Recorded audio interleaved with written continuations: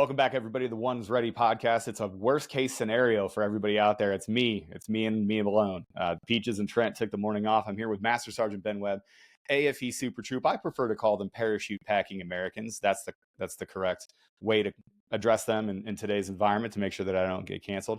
I just want to say thanks to everybody before we hop into this juicy episode. Thanks for following. Thanks for liking. Thanks for subscribing. Thanks for following and supporting everything that we've done these past 370 episodes, I believe. I think, Ben, you're episode 370, so that's a big deal. Go over to onesready.com.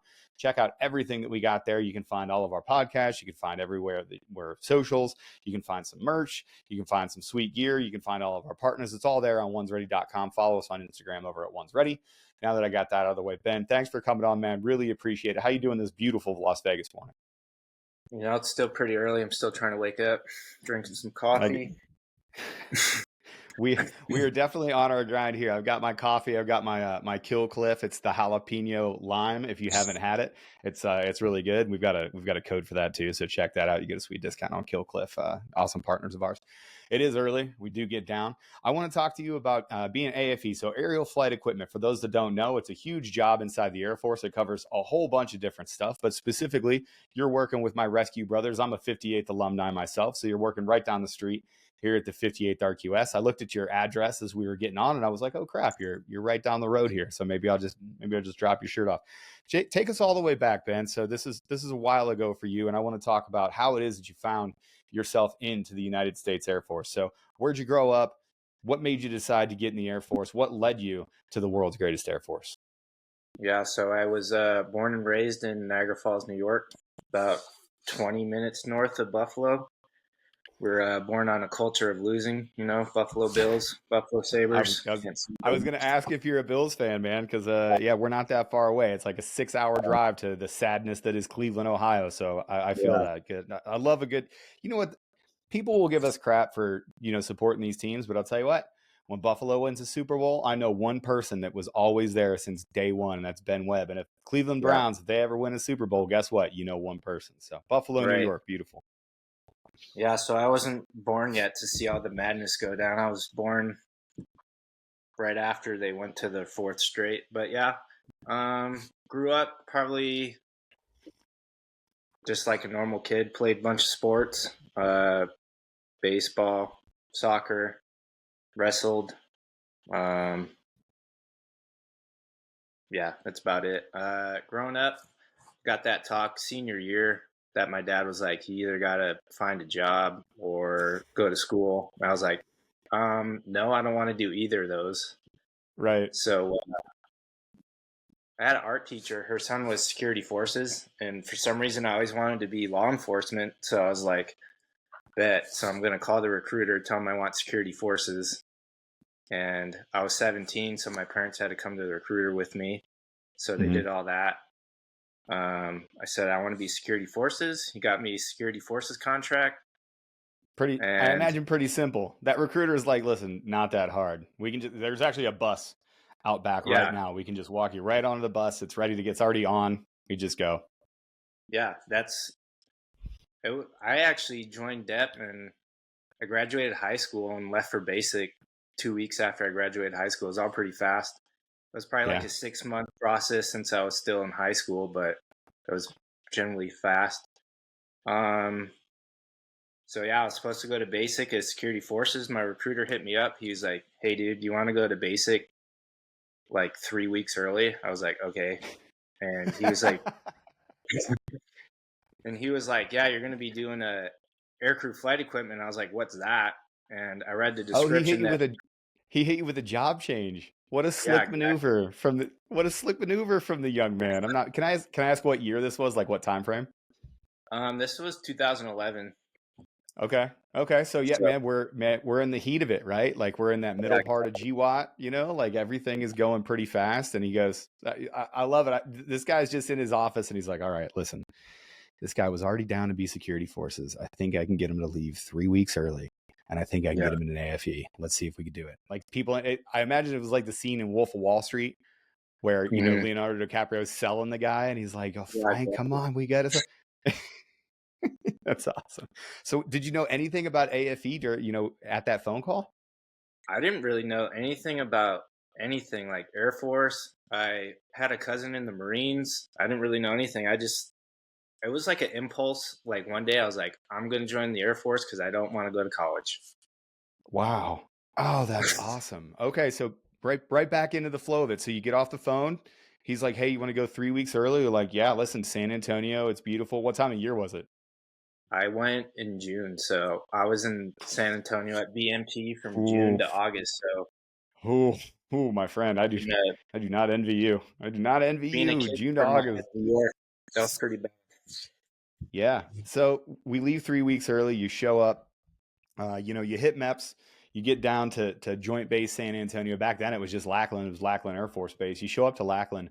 What was it like, kind of in those first couple of days? We have a whole bunch of people that, you know, obviously, you know the podcast. You know what it is we do here. We talk to people that are, pretty far along in their career, but we always forget kind of that eye-opening moment when you get to basic training those first times. How was basic training for you? Was it a complete shock where you remember everything? Was it a complete blur? Like, how was your experience when you got off that bus in San Antonio?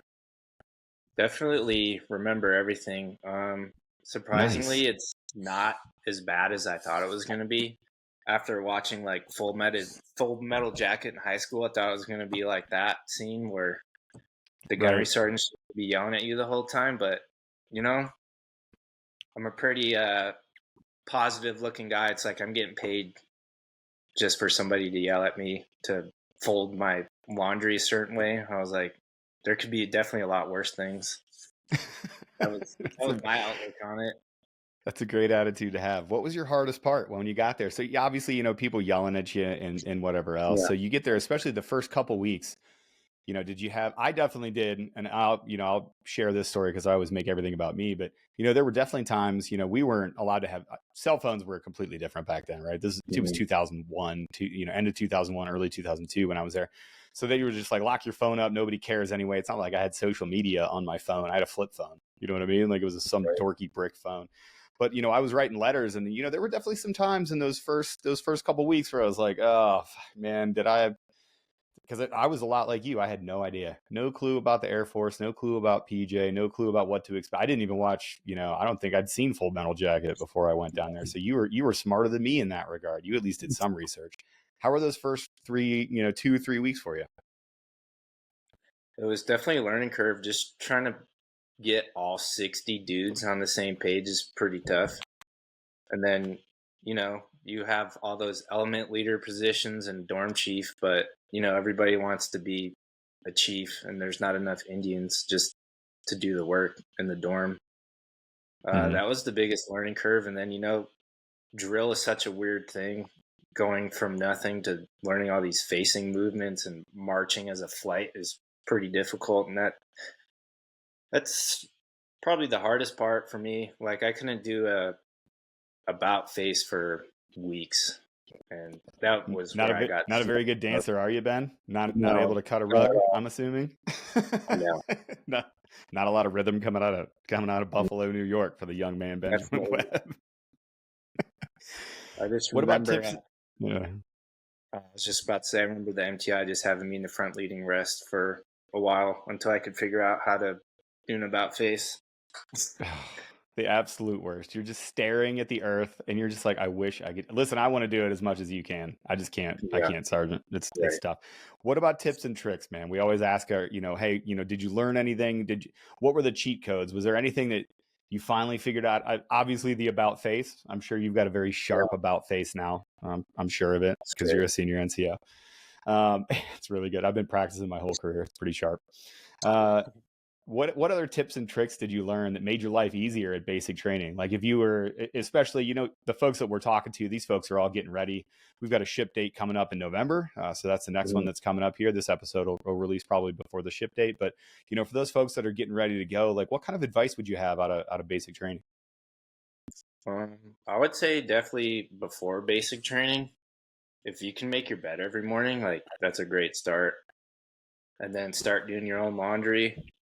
Um, Definitely read up on stuff that's going on in the world because that could be your reason why you stay in 20 years. That motivates you. That's pretty cool. Um, just do something active every day.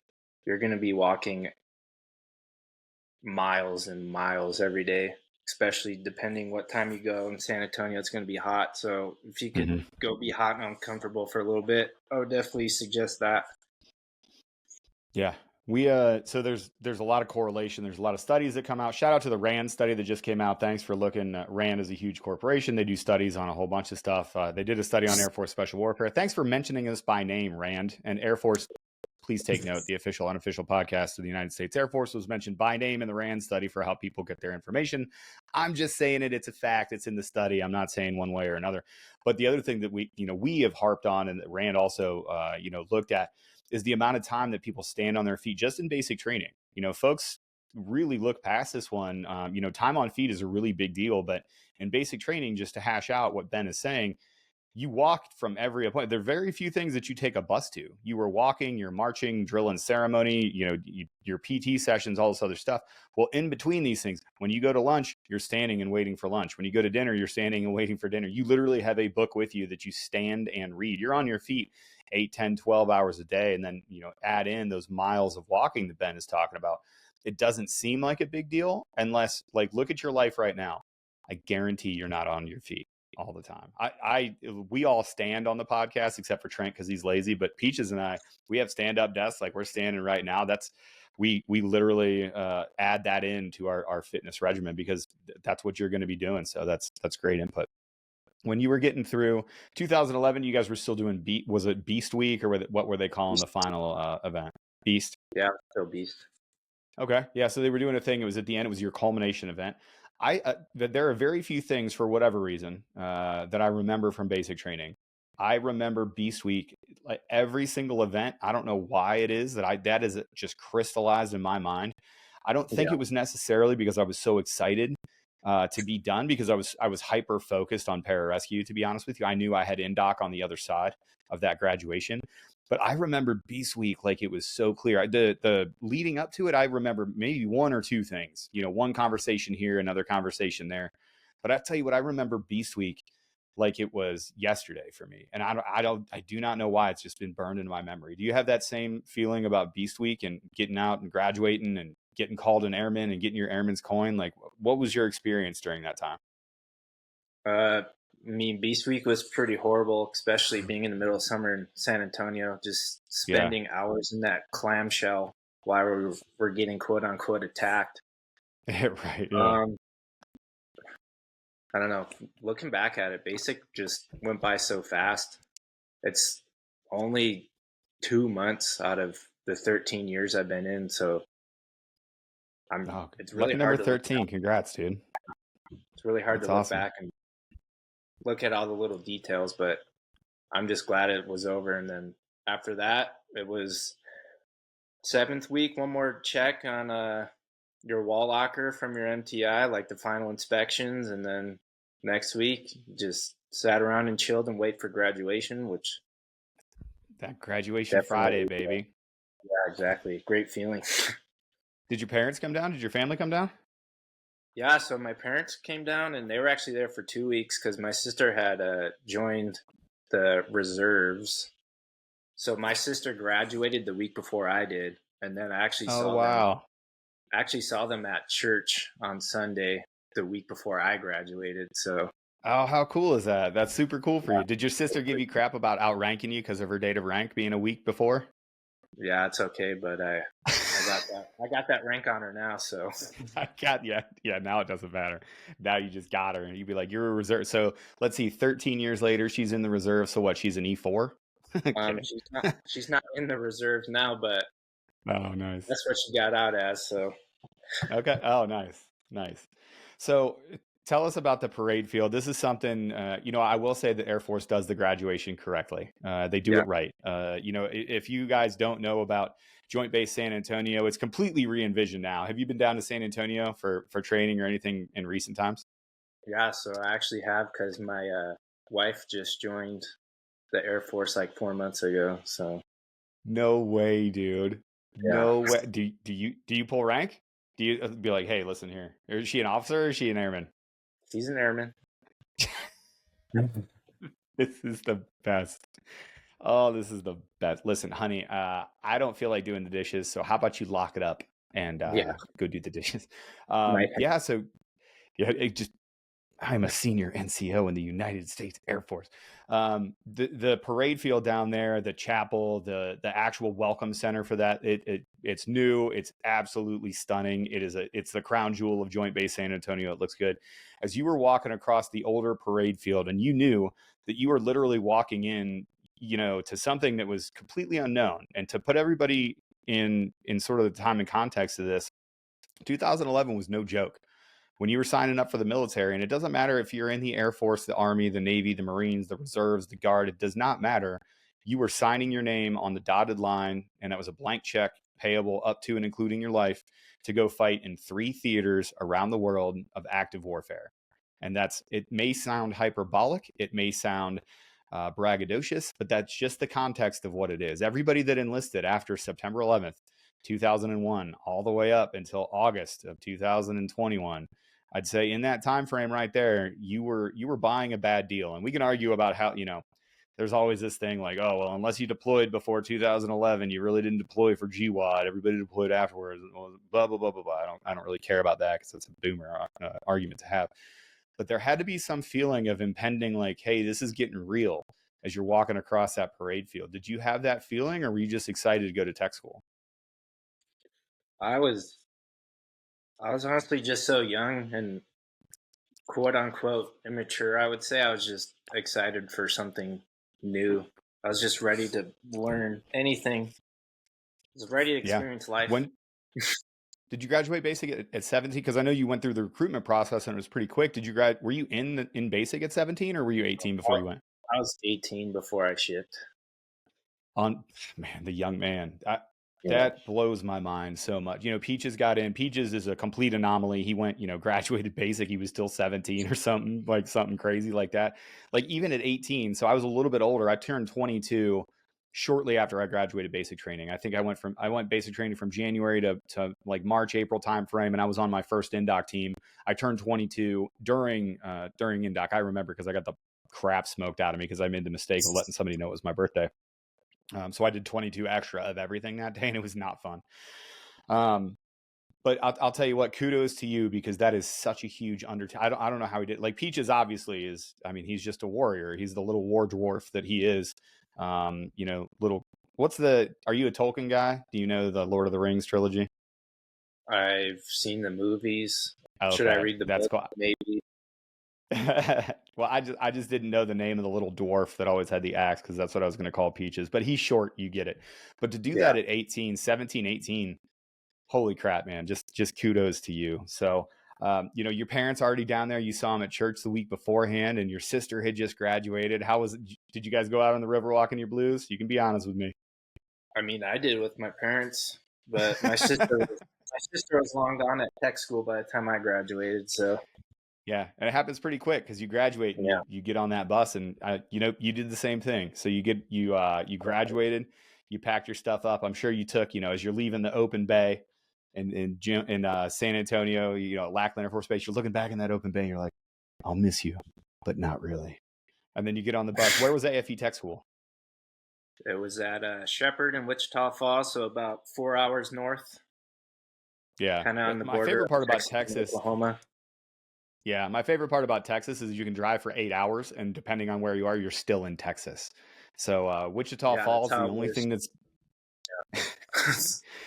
yeah, the only thing that's good in Wichita Falls is I'm blanking on his last name now. Very famous lifting coach, Mark. I can't remember his name. He's got an Olympic lifting gym there. I actually went to Shepherd for NCOA, or one of the courses that I had to go to way later in life. And I was actually here in Vegas, and they were like, hey, you got to go over to Shepherd to go get this Yeah. course. And I got there, and I was like a wasteland. I looked around and I was like, what is going on here? It was like the fire protection school. There were a couple other random tech schools that were there, and there was just nothing else. And then luckily I found that gym, and I was like, oh, thank goodness. I'll have to remember his name. So now it's a little bit different. There's that transition from, you're still in the pipeline, or, you're still in your training pipeline. You're still in your tech school, but you're a little bit different now because you graduated basic training. Did you get any ribbons out of basic training? Did you shoot marksman? Were you an honor grad, anything like that?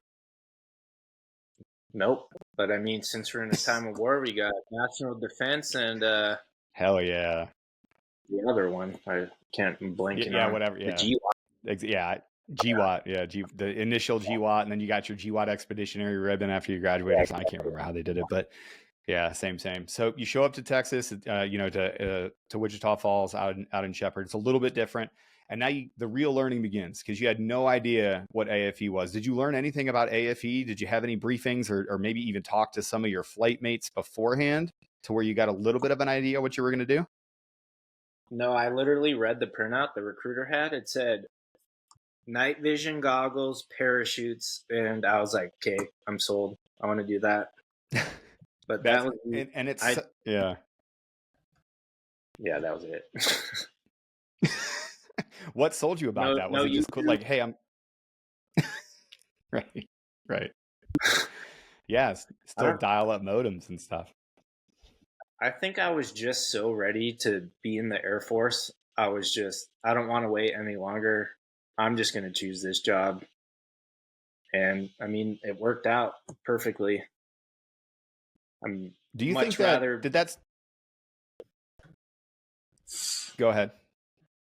no, I was just about to say I'd much rather be doing this than sitting at a gate looking at IDs or processing other paperwork.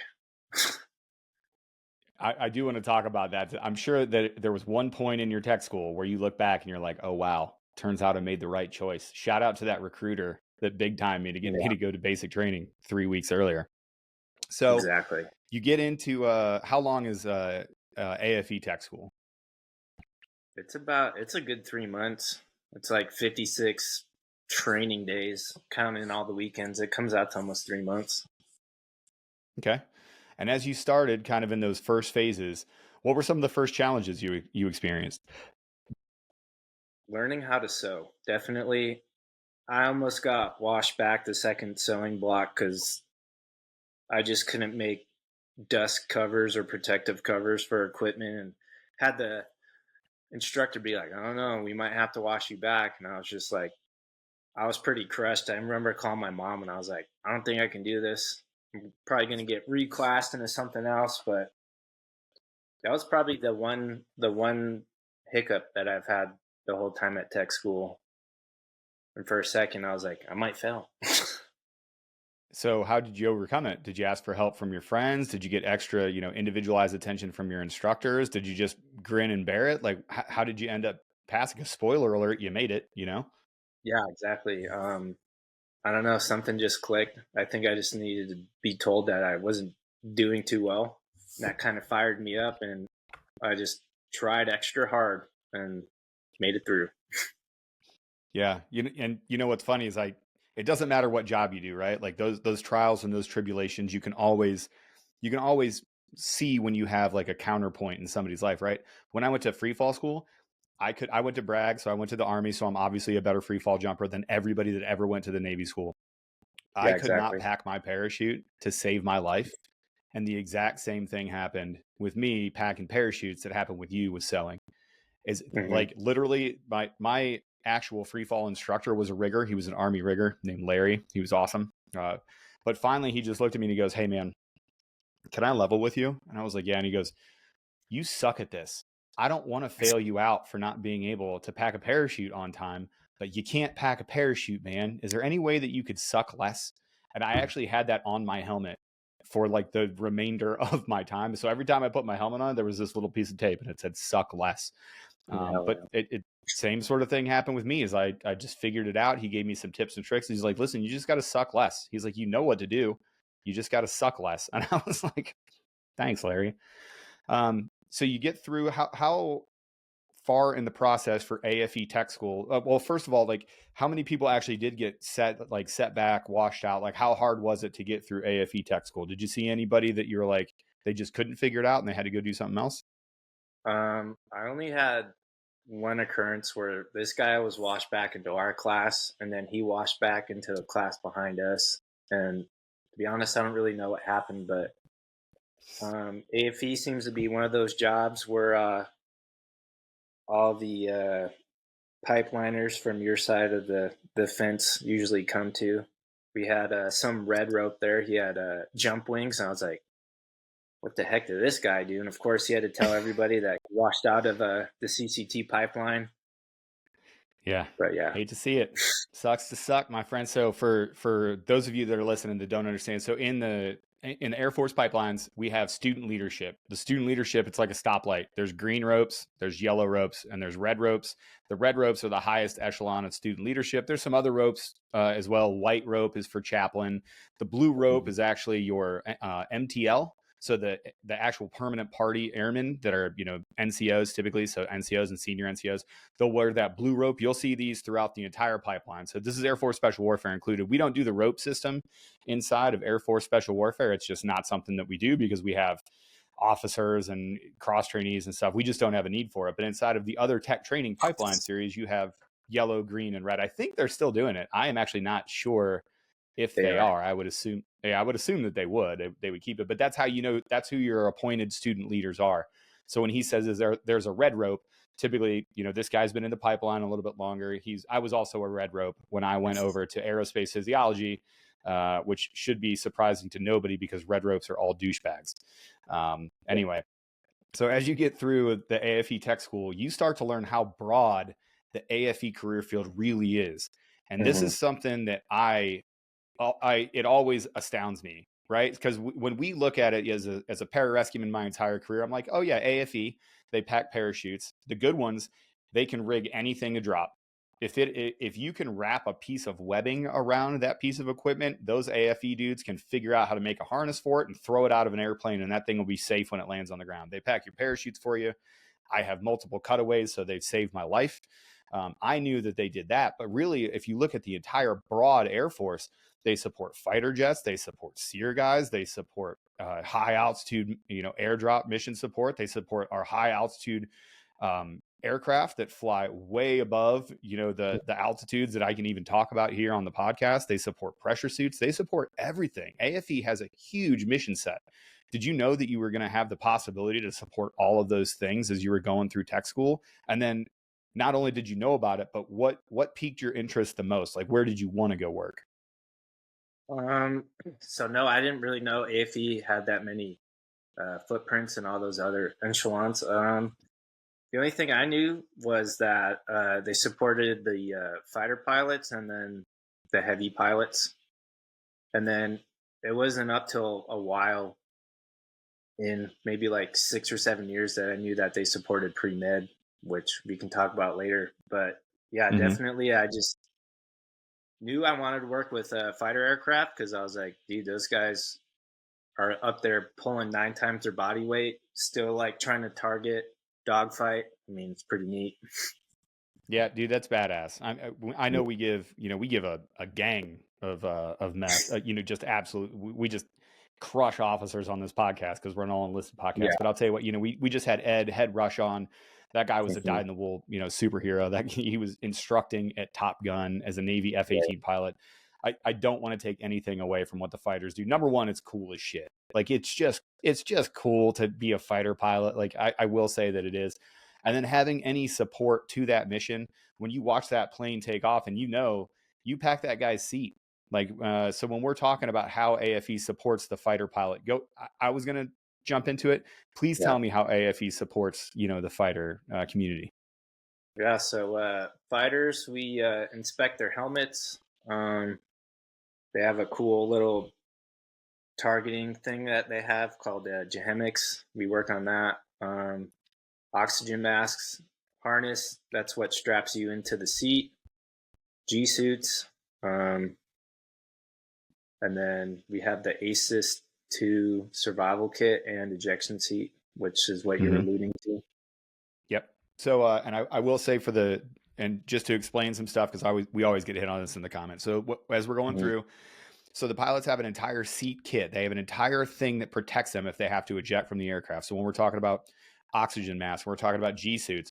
A G-suit is exactly what it sounds like. It's an inflatable suit. You might be able to see it when a pilot's walking out to the aircraft, and you can see it everywhere. I'll find a picture of it and I'll bring it up here and Google it here in a second. But when a pilot is walking out to his or her aircraft, They have an additional suit that they wear that actually fills up pneumatically. So it pumps air into the suit that helps them squeeze. It starts at their legs and goes up to their thighs, and then has a suit that actually sits on their torso as well. Because when you're pulling those G's, like as you are pulling G's and flying in an aircraft, the blood literally is pulled away from where it's needed in your head. Now, there's a couple ways that we combat this. There's the anti-G straining maneuver, and you can hear pilots talking on the aircraft, and it sounds like they're holding their breath and bearing down and then going. The Navy calls it a hook maneuver. We call it the anti-G straining maneuver. But there's actually a piece of equipment that we made and fabricated that helps the pilot do this by squeezing their legs and essentially squeezing the blood back up towards their head to keep it there. If AFE did not maintain this suit, the first time that a pilot pulled G's, he would not be able to pull 9 G's as much as. And think about it, fighter missions are like 4 hours long. Imagine being in a 2-hour dogfight without this piece of equipment. AFE is there to make sure that the pilot doesn't die.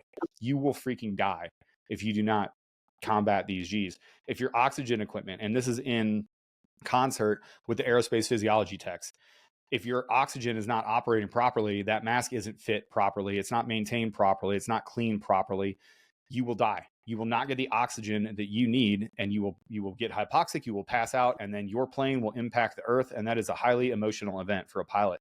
So AFE is literally and it's not just, making sure that those seat kits that we just talked about, those seat kits, everything in there, that's your survival, bro. That's your radio, that's your water, that's your food, that's making sure that you have a vest, that's making sure that you can come home if you eject this seat, all the way down to the parachute. AFE, it's probably my second favorite motto. My first favorite motto, we just recently had Amanda on from EOD, and their motto, their career field motto is initial success or total failure. I've always dug that personally. But AFE's motto, I'll let you say it, but AFE's motto is what? Last to let you down. The last to let you down, baby. Because I'll tell you what, when I had those cutaways, when I had a parachute number 1 that didn't work and I packed it, go figure. When I looked above my head and I had that second parachute and nobody was folding the flag for me that day, I didn't have myself to thank. I had Daniel Davis, AFE superhero, to thank for packing that reserve for me. So the impact that AFE has on everyday operations in the fighter, and the bomber community is huge. So no wonder that you were attracted to it. Were you able to pick your job out of tech school? Did you say, I want to go work with fighters, or how did that process work? Not at all. Not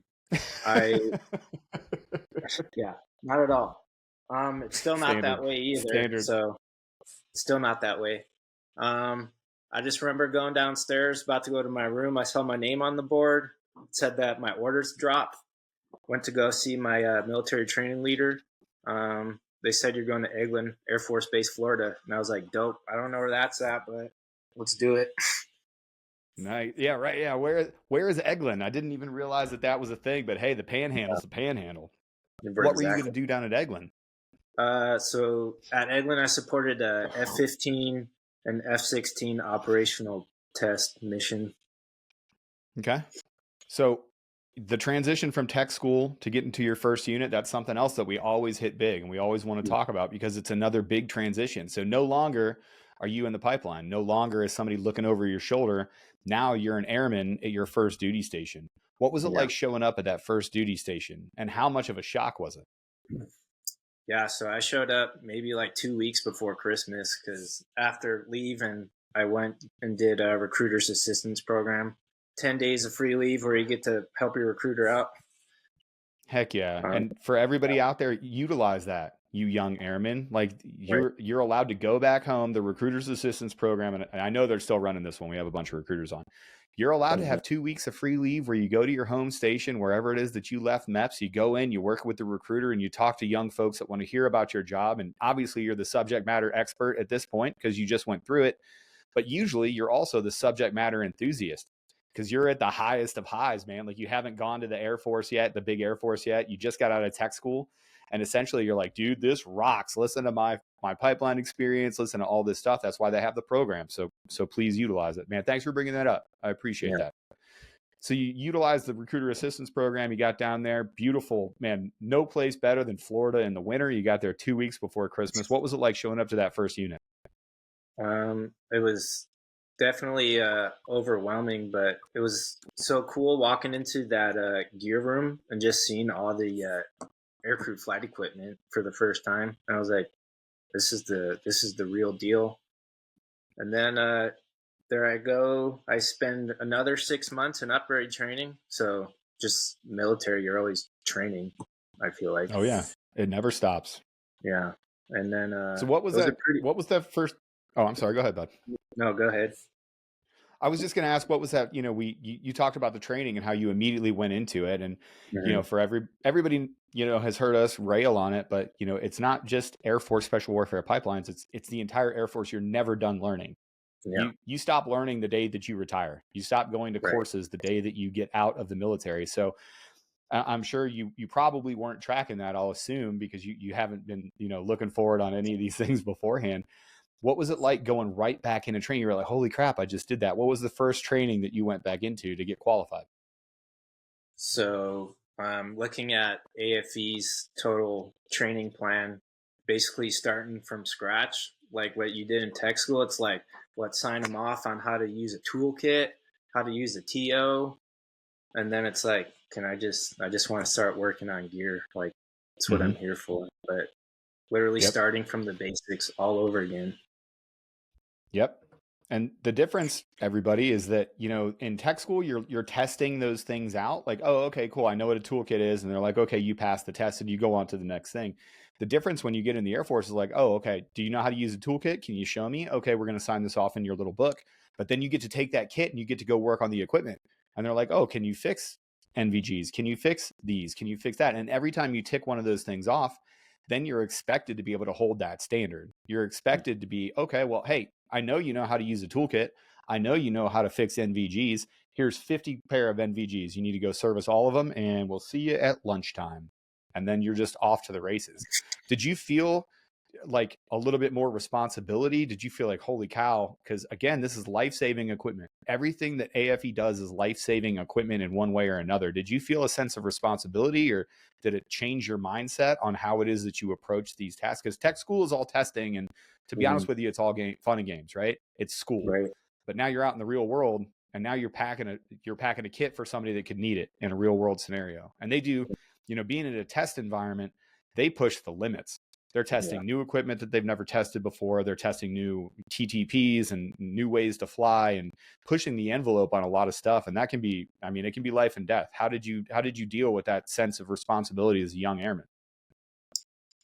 I was just confident in my work. I knew whatever I inspected was going to work. We have a bunch of procedures in place where if it doesn't work, we'll find out during inspection. And then after we inspect equipment, we have a quality control inspection that NCO does to do a final look over before we actually put the equipment on the shelf for the pilot to wear. So we definitely have checks and balances. And I would say that gave me some confidence as a young airman. That's awesome. As you move through the ranks here, I'm sure that you had mentors and you had people that followed, and you started getting, it's all a blur, really. You get through basic, you get through tech school, you get kind of to your first unit, you get your feet underneath you, you start having some of that confidence, you get qualified in more things. But then that soda straw starts opening up, and you start going, hey, wait a second, there's a big wide world out there of AFE. When you started looking at your second assignment and started looking a bit, where are the spots that you wanted to go? What part of AFE interested you? Did you want to stay in fighters? Did you want to go somewhere else? What was your career path after that? So at the time I was just like, let's see where else I could go. Dude in my shop just got picked up to go to Germany, and I was like, oh, I want to go overseas. So I went into virtual MPF, updated my dream sheet. For some reason, I put Korea as number one, and then I got picked up for Korea. If you put yeah, no, if you put Korea volunteer as number one short tour, you're probably most likely going to get it, especially as a young airman. Right. Yes, sir. Yes, sir. You probably are. Yeah. That's hilarious. That is absolutely hilarious, brother. Man, that's funny. So I'm going to share the screen, this screen really quickly with everybody. I just want to show we've been talking about the G Suite and some of the stuff, that we have that you guys maintain. But here's an artist depiction of layers of the flight equipment worn by a typical Air Force pilot from the AFRL. So we've got the harness, the gloves, the Nomex G Suite. You can see these are little G Suits. My cursor over here. This is a little bit dated here, but these are the things that the pilot wears, and you guys are in charge of all of this stuff. Obviously, his first line gear that he's wearing on him, you're not in charge of here, but his helmet, his oxygen mask, his Nomex G suit, his survival vest, this LPU has to be configured appropriately. That is all in the realm of AFE, and this all protects the pilot, which is a really big thing there. I just said I wanted to share it. So there you go. We brought up a little stuff. How was your time in Korea, and what other things were you sensitized to when you got over there? Was it a single year short tour? Sure was. Yeah. Okay. How was that time? 365. Got to experience a new culture for the first time in my life. Oh, was it your first time like overseas for any time? Definitely was. I mean, you can say I've been to Canada, but I'm basically Canadian. But yeah. Yeah. I always love when people. So for whatever reason, people call Ohio the Midwest.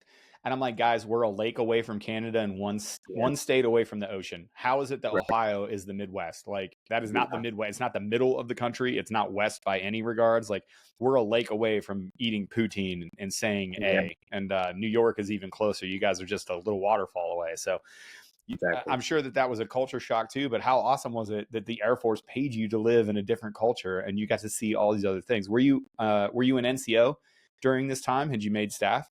No, I was a senior airman still. So best job in the Air Force, baby. Best job in the Air Force. Definitely senior airman. Yeah. No responsibility. Yeah, right. Yeah, you have you can just point to the NCO. You're an E4, so you get to be the part of the E4 mafia and sham as much as you possibly can. And you're over in Korea, just living that life. After you got done with Korea, what was next for you? So before I left Eglin, I went to ALS, and I already had orders to Osan, but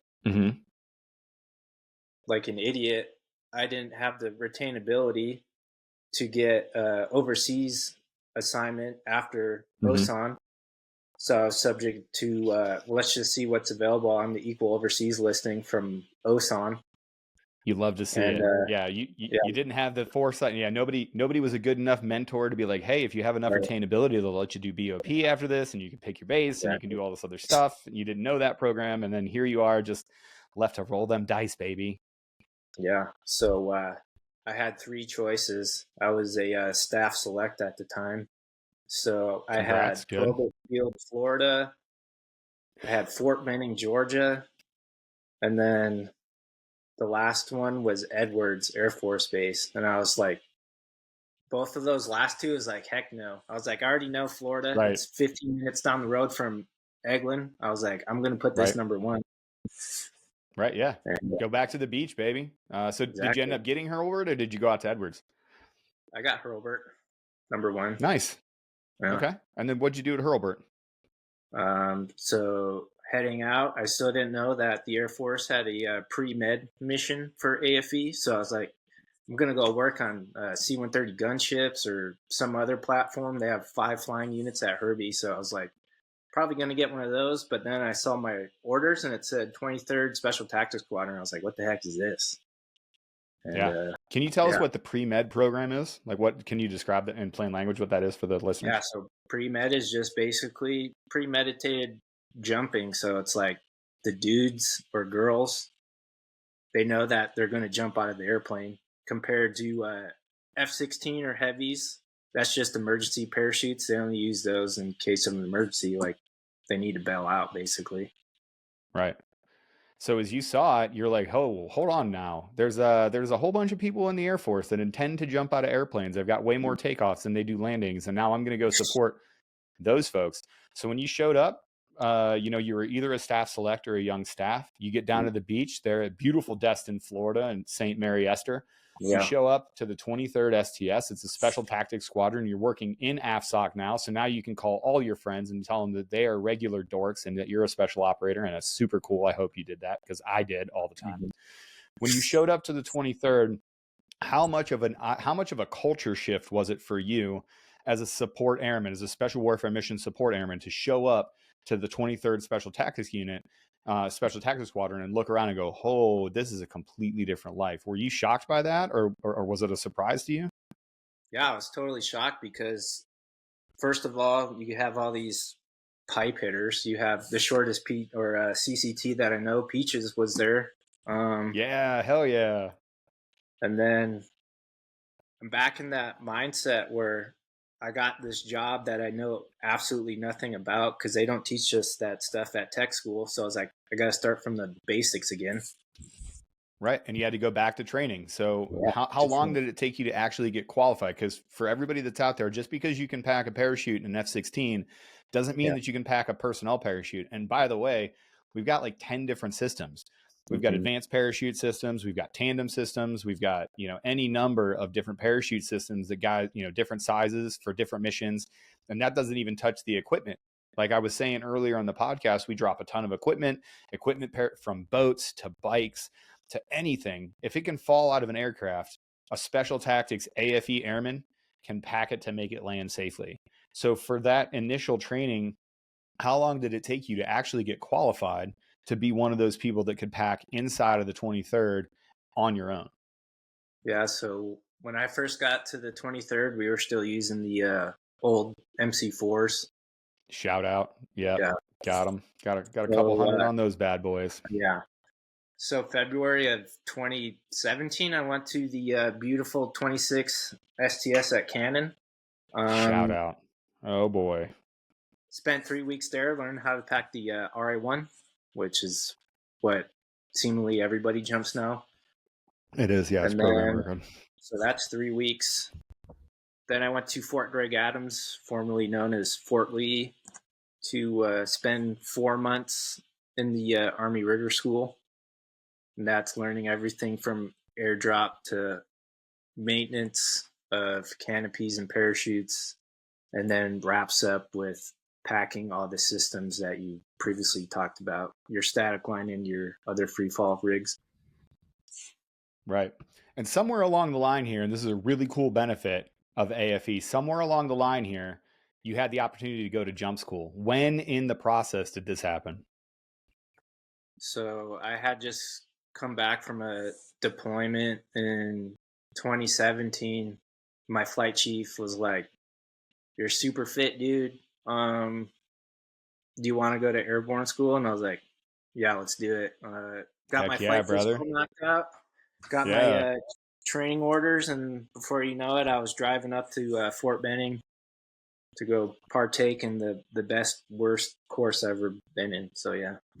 Absolutely. And we'll hit that in a second, but I didn't want to speed past this deployment. So was that deployment your first one, 2017? Mm-hmm. It was. Okay. Where'd you go? We deployed to Bagram as the STS, and then obviously we had other guys out at forward operating bases. Sure. Yeah. So Bagram at that time. So 2017, it was a tough time in Bagram and all around the world, as is the standard. And that just highlights everybody. Like, it doesn't matter, if you're an STS, AFE, like there's a ton of people that are deploying. Like if you're signing up for this life, regardless of whether you're an AFE troop, on the AFSOC side of the fence or the big Air Force side of the fence, I'm sure you saw a bunch of your AFE brothers that were supporting the fighter jets that were flying out of Bagram. They're supporting the C-130s. They were supporting the AC-130s. They were doing a lot of stuff, and sister service as well. I'm sure the Army had those cats floating around as well. So, how was that deployment for you? Was it sporty at all, or did you go and come back victorious? It was definitely great seeing our dudes doing some work on all the feeds. Just to note that going there is special mission support. You're doing everything but your actual AFSE. So I was working A1 decorations. I was working logistics. I was a comm dude. I was like, I don't know how to do any of this, but you just figure it out. Try to help where you can, and it was a great deployment for me. Yeah. Well, we try to tell people that all the time. You know, folks will hit us up and they'll say, "Well, I don't think I can make it as an operator, or I just don't want to do it." We've had people that'll DM us and say, "Listen, I love the life, I love the mission, I love how close you guys are to the fight. I don't want to be a combat controller. I don't want to be a TAC P guy. That's not my lane. I don't want to be a PJ." I Hmm. respect that. We almost always push them towards one of these special warfare mission support functions because you get to do all of these things. I tell this story all the time. Shout out to my favorite support guy of all time, Chris Perry. He was a vehicle guy. I by name requested that young man every single time that my troop had to do something because he was a vehicle guy. He did everything. He could drive a boat. He could break down a gun. He could break down a radio. He could do decorations. He could be your camp mayor. He could be the guy that was overseeing everything. When we Yeah. deployed to Africa in 2021, I put him specifically with my other team at this other fire base. He was there for about a week before people were like, okay, you're the camp mayor. Now you're in charge of this. Now you're in charge of that. And it had nothing to do with being a vehicle. And Air Force Special Operations and the ST pipeline and ASPEC war in general, we are going to ask so much of our support airmen, of our special warfare mission support. We are going to ask a ton of you. And sometimes it's not your job. And it's awesome that you brought that up and that I didn't have to, because that's my favorite part about having these support folks, because you really are part of the team. You really are, like, you have to, if we're going, I can't think about decorations, I can't think about boats and radio maintenance and all this other stuff when I'm out on target. I just can't. I don't have the bandwidth. I'm not smart enough. There's always there's an axiom that I live by that I would tell especially my young operators, to get them to understand the importance of special warfare mission support, is like one operator takes about 10 support individuals to make happen. If you're an operator and you're going out and you're flying on a helicopter, yeah, that looks cool and that looks sexy. 10 airmen had to support you to get out, from CADM to AFE to vehicles to harm to all of these folks. You know, there's 22, 23 distinctive AFSCs that work inside of any special tactics or rescue squadron. You guys are super important, and the good ones, just like you, they step into those lanes that aren't necessarily their main function, and they provide a service that you can't possibly live without, which is awesome. So I appreciate you telling that story. We'll jump back into jump school. That was for Yeah. Trent, who has terrible segues. Tell me about the 3 weeks of so I've always heard jump school described as it's like 5 days of training packed into 3 weeks of time. So as you drive up, you show up to Benning. How was your experience at jump school? Just like you said, it could have been a 5-day course, but they stretch it out, 100%. they stretch it out Yeah. into 3 weeks for some reason. Like being at Fort Lee for rigger school, I was like, okay, this is the Army. But then going to airborne school, I was like, this is the real Army. This is the super Army. Oh yeah, Like brother. Oh showing yeah, up brother. showing up 3 hours before you have to on those stupid cables outside. Yeah, That's all the throwing rocks at helmets. Like for everybody that we've talked about it before, we have a whole episode on jump school, and we talk about it. It's you can go back and watch. I think we recorded that episode 2 or 3 years ago. Trust me, it has not changed. It's exactly the same. The thing that we told you about jump school, it has not changed since 1950. I guarantee it. So there's these wires, and they're literally on the ground. Okay, they're cables, like steel wound cables, and they're fastened into the ground, and they're huge. Okay, and there's like 4 or 5 different huge battalions down there: Alpha, Bravo, Charlie, Delta, and I think Echo. Now there's like 200 people in your jump class, right? You literally show up 2 hours early for every single showtime, and they'll just tell you, hey, be out on the wires at 0400. And as an Air Force guy, I was a regular Air Force dude too. I was like, the wires do what? And that my roommate was like, yeah, man, you got to go stand on these wires. I'm like, what the fuck are you talking about? We showed up there, and I was like, why are we doing this? And they're like, well, so the showtime's actually 6 o'clock, right? That's when we're going to start training. But the platoon leaders need us to be there at 5:30 in order to get in order to get a count. And then the stick leaders, they got to have you there at like 5 to make sure that you're good. And then your individual section leader, they got to make sure that you're there at like 4:30 to make everything good. And then we show up for everything early, so that's why the show time's 4 o'clock. And I was like, Yeah. guys, I hope you don't take offense to this. That is the dumbest shit I've ever heard in my entire life. And they're like, yep, welcome to the Army. Mhm. And then my other favorite thing, did you guys throw rocks at helmets? Totally. Absolutely. So everybody's helmet is labeled. So when you're sitting there for those 2 hours, young dudes in the military, young dudes and dudettes killing time. They're going to do what young dudes and dudettes do. So you just call out a number. Like my number was November 199. That was my jump number at school because I was an NCO. So somebody would sit there and they would be the helmet caller. And everybody he'd be looking around and you'd see him like looking around and he'd be like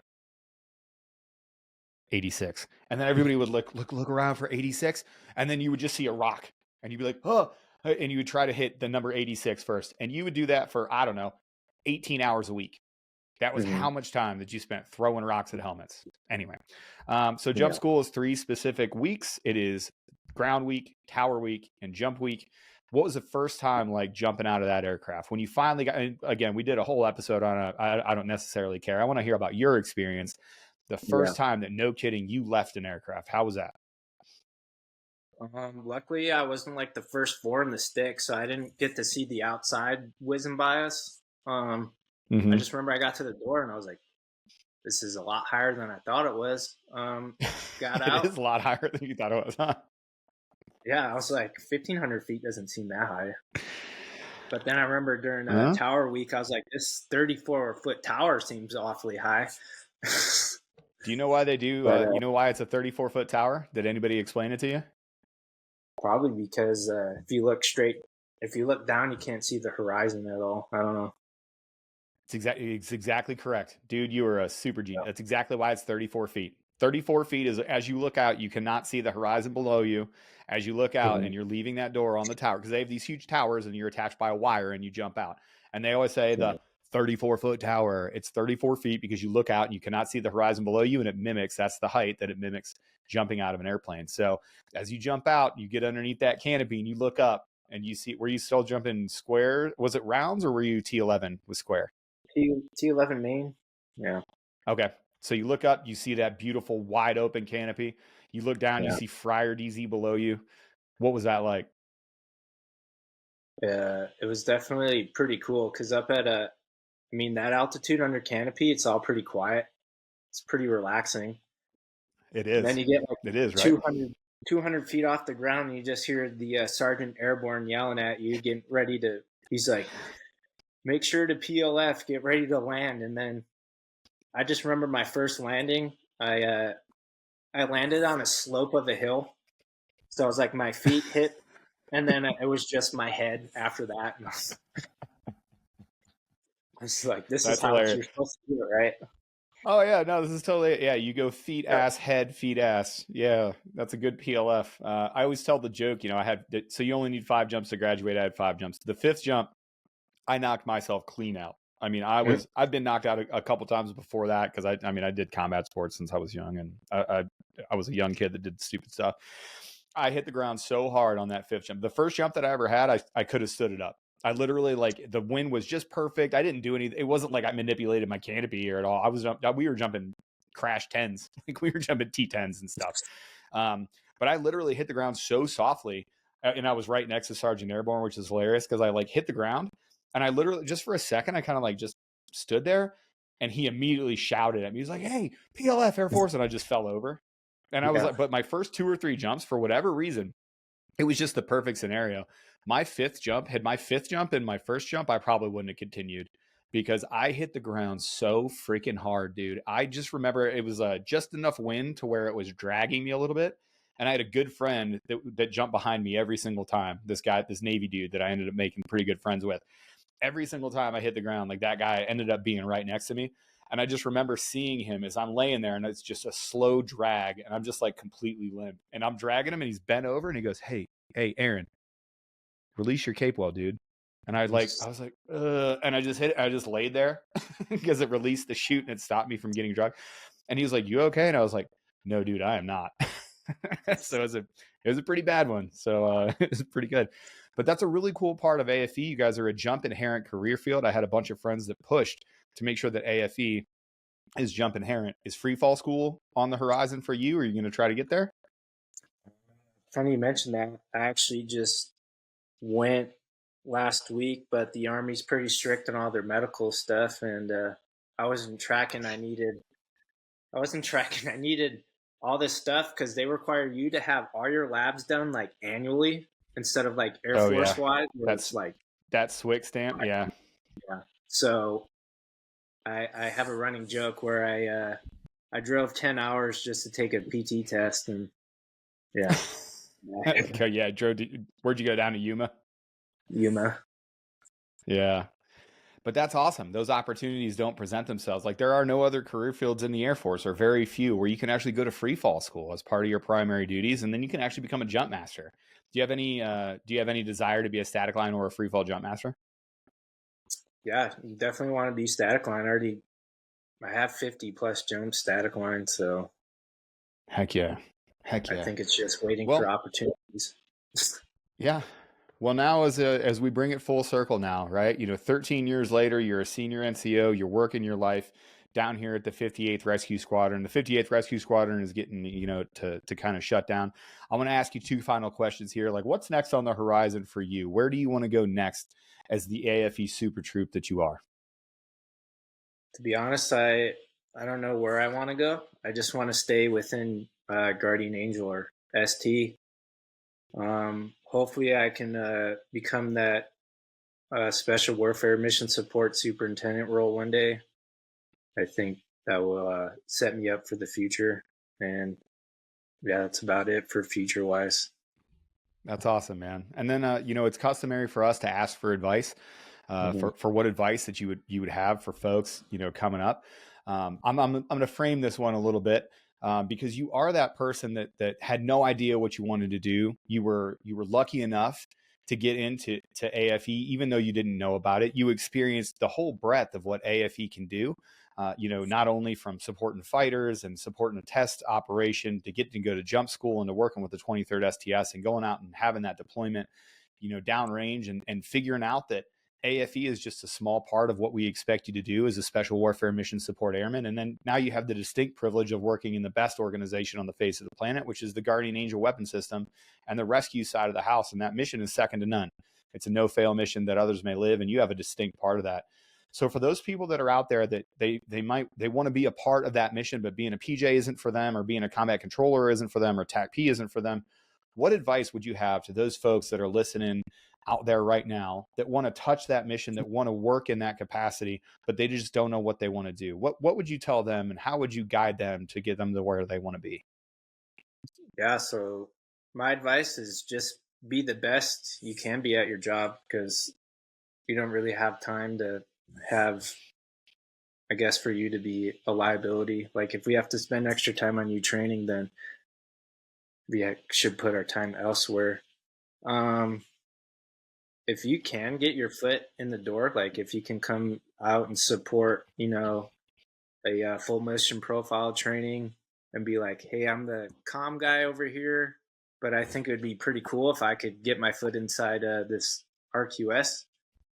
I would just have your supervisor try to push really hard to talk to whoever they need to talk to. And then if you can't, then just try your hardest whenever you see a job ad out there on Talent Marketplace.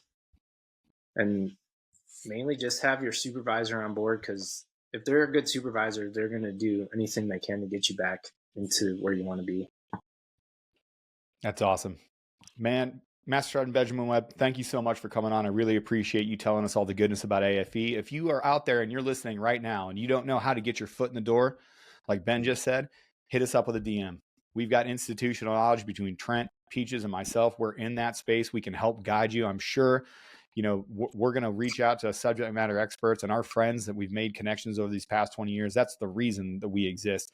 Ben, I just want to say thanks for coming on, man. I really appreciate you. As an alumni of the 58th, I know you're doing good things down there, and I know you guys are going to see things through the right way as the 58th transitions out and the UTCs move. And I know that you guys are working hard to get to that 20, June 25 timeline, for you guys to close those doors. And I'm sad to see it go, but I'm proud that there are individuals like you that are making sure that it's going to happen in the right way. So thanks so much for coming on the podcast. We appreciate it. Everybody out there, make sure you like, follow, comment, subscribe. It's free.